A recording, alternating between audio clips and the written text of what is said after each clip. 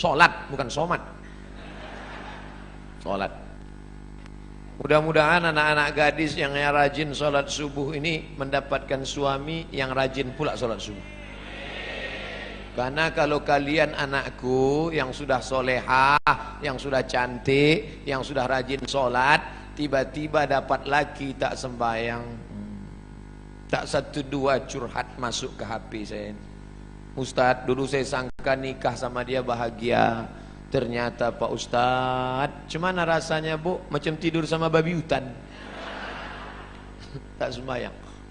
Walaupun hidup 1000 tahun, kalau tak sembahyang, apa gunanya? Walaupun hidup 1000 tahun, kalau tak sembahyang, apa gunanya? Nanti kalau Bapak Ibu kebetulan pergi umrah, ada mihrab dalam taman Raudhah Masjid Nabawi, tempat sholat Nabi. Ini Raudhah, ini mihrab namanya.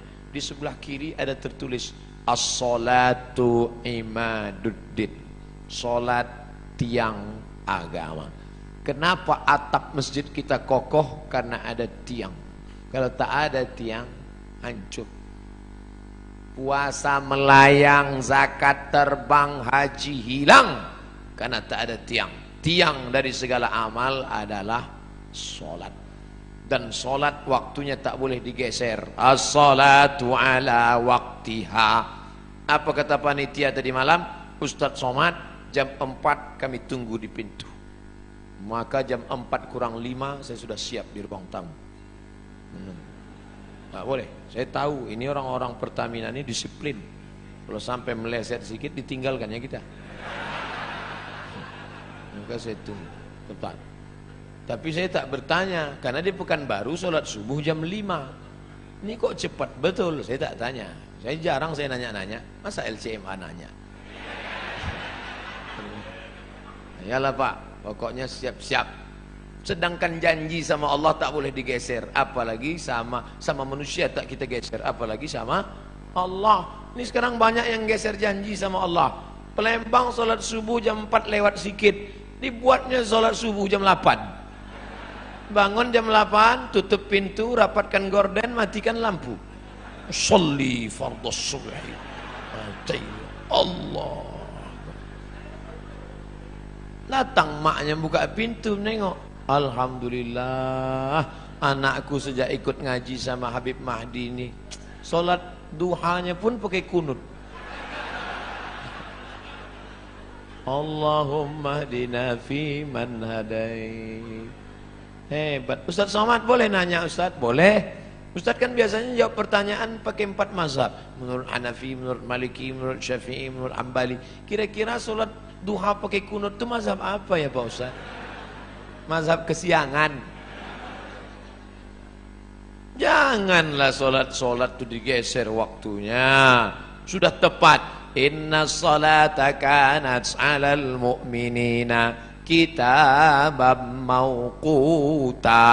Sudah waktunya tepat, jangan digeser-geser. Pokoknya datang solat berjamaah. Allahu Akbar, Allahu Akbar. On time, datang. Sab'atun yuzilluhumullah. Ada 7 golongan yang akan mendapatkan naungan Allah. Yauma la zilla illa zilluh. Hari itu tak ada atap, hari itu tak ada terpal, hari itu tak ada tenda, hari itu tak ada naungan. Tapi dia mendapatkan naungan di padang mahsyar. Siapa dia? Rajulun qalbuhu mu'allaqun fil masajid. Anak-anak muda yang hatinya tergantung di masjid. Mudah-mudahan anak-anak muda di Pertamina inilah insyaallah. Kenapa Ustadz sebut anak muda? Kenapa tidak orang tua? Kalau orang tua ke masjid memang udah wajar. Kapan lagi? Udah diintai-intai malaikat maut. Tapi anak muda yang mestinya subuh ini molor tidur, tapi datang berjamaah. Padahal tadi malam sudah tablik akbar. Subuh tetap on time datang. Inilah anak muda yang dikatakan Allah dalam Al-Quran. Innahum fityatun amanu bi rabbihim wazidnahum huda. Mereka sekelompok anak muda yang beriman kepada Allah, ditambah Allah hidayah mereka. Mereka adalah ashabul Kahfi. Oh, kalau gitu kami komunitas anak muda ini buat kelompok lah Pak Ustaz. Ya, apa nama kelompoknya? Kelompok komunitas anak muda Ashabul Kahfi. Apa programnya? Tidur aja. Mereka ditidurkan Allah karena dikejar oleh raja yang zalim, sampai akhirnya mereka tiba-tiba terbangun. Wal yatalattaf wala yush'iranna bikum ahada. Hai anak muda yang bangun, tolong kau pergi ke pasar beli makanan, tapi jangan gerasak gerusuk, tenang-tenang supaya orang tak tahu. Diam-diam mereka beli makanan, penjual makanan mengambil duit, begitu orang ditengok, rupanya duit itu sudah expired, tak laku. Kenapa? Salah sami'ati wasdadu tis'a. Mereka tertidur di dalam gua 309 tahun. Bayangkan ada anak muda datang ke Palembang mau beli makanan, beli tekwan, tiba-tiba ditengok duitnya tahun 1700, zaman Syekh Abdul Somad Al-Falembani. Mentang-mentang nama sama itu yang disebut. Bayangkan apa yang terjadi saat itu. Ini ada anak muda. Rupanya zaman itu sudah berganti seorang raja yang soleh. Raja yang soleh mengunjungi mereka ke dalam gua, ditengok anak-anak muda terkapar, tertidur. Tak lama setelah itu mereka pun meninggal dunia. Allah hanya ingin menceritakan. Tapi ada pula di situ seekor anjing. Ini sungguh berita tidak penting. Untuk apa Allah cerita ada anjing bersama anak-anak muda itu? Ternyata Allah mau ceritakan, walaupun seekor anjing kalau berkhidmah untuk orang soleh, tetap juga disebutkan Allah dalam Al-Quran. Anjing najis kotor, tapi berkhidmah untuk Ashabul Kahfi, diceritakan Allah dalam Al-Quran. Tapi jangan gara-gara ini habis pengajian ini sebuah membeli anjing. Cerita itu tentang Bani Israel dan cerita tentang memelihara anjing sudah mansuh, tidak ada dalam syariat Nabi Muhammad sallallahu alaihi wasallam. Artinya bapak ibu yang di rumahnya ada anjing, lepaskanlah. Yang lagi melihara anjing. Siapa yang memelihara anjing, amalnya satu hari dikurangi sebesar Bukit Uhud. Bukit Uhud itu panjangnya 7 km. Amal dia sehari sebesar bisul. Jadi tiap hari amalnya min. Siapa yang di rumahnya ada anjing, malaikat tidak masuk. Yang tak masuk itu malaikat rahmat. Malaikat maut tetap. Kalau malaikat maut tak masuk, udah lama saya pelihara anjing herder 3. Bapak ibu yang dimuliakan Allah, artinya apa? Istiqomah solat berjamaah. Wahai anak-anak muda, kalian buatkan komunitas anak muda pencinta masjid. Alhamdulillah sekarang sedang tren komunitas. Saya di beberapa tempat ketemu komunitas anak-anak muda. Apa komunitas kalian? Jombloan sejati. Tulisan logonya say no to bonceng. Mantap. Kalian apa komunitasnya? Ini Pak Ustaz, saya dikasih mereka di Yogyakarta, dipasangkan mereka pemasangan jaket kepada Ustaz Abdul Somad, tulis di belakang, born to ride, ride to Jannah, lahir untuk mengendara menuju surga. Anak-anak geng motor. Mantap. Dipasangkan ke saya pun langsung ke airport. Habis subuh pasang langsung ke airport. Semua orang di airport nengok saya. Rupanya jaket itu dipasang naik motor, saya naik pesawat. Tak cocok. Artinya apa?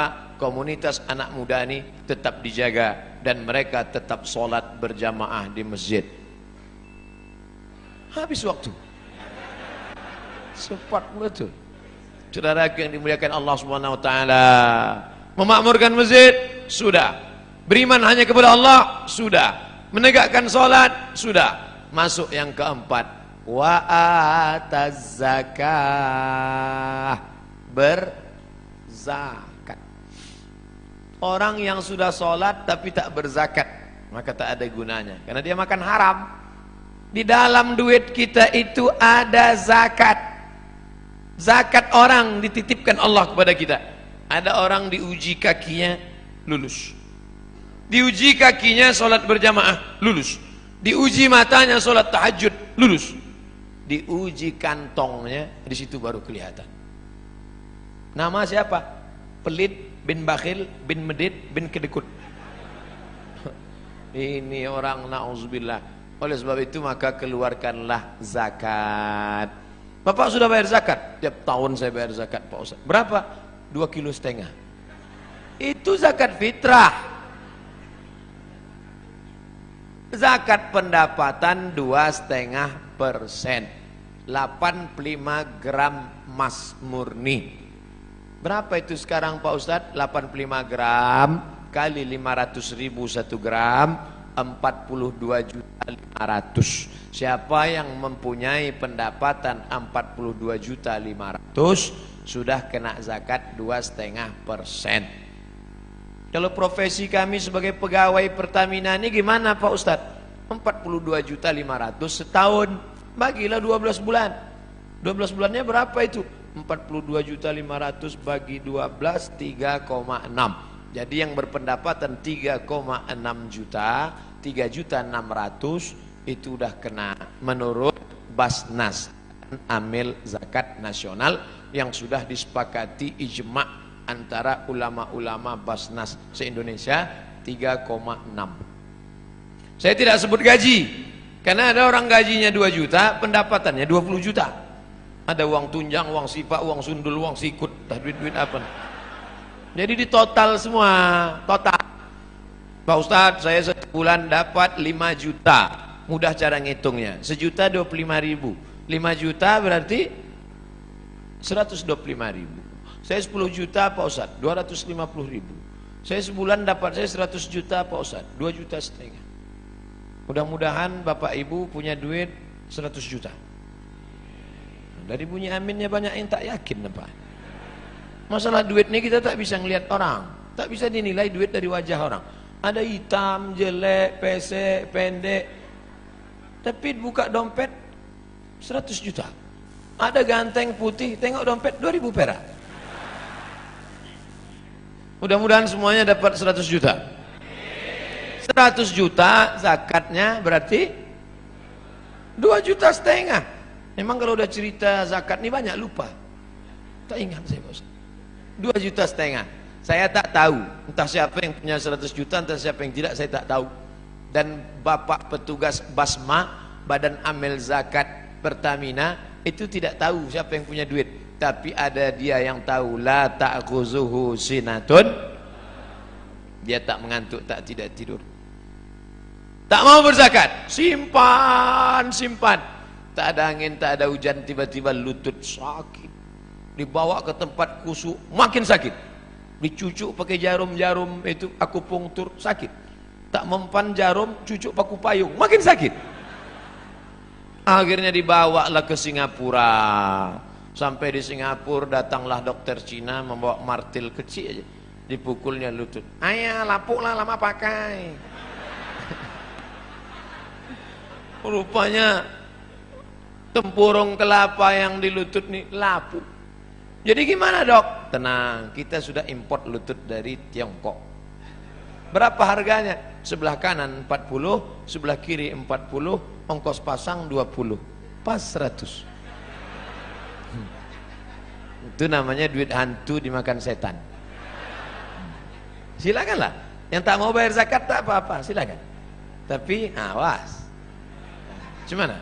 Udah ada terasa? Nah, kalau udah ada bayar.